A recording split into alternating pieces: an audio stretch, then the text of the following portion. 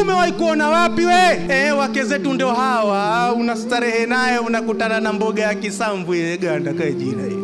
Ukikumbuka mboga ya kisamvu tulikula lini? Toka juzi mpaka leo kuna mboga ya kisamvu kwenye meno. Hapo hata kama Abedi alikuwa kasimama na rudi chini wala dhalina amina vasurana kwenda sako. Mwanamke wa peponi akicheka, jino linang'arisha ndani ya pepo.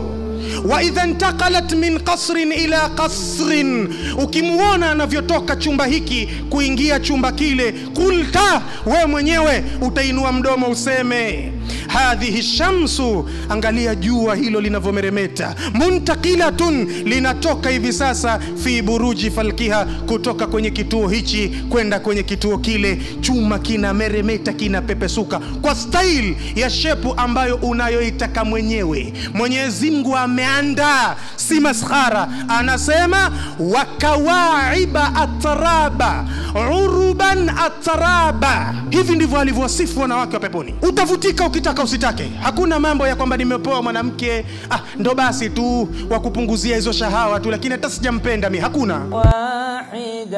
TV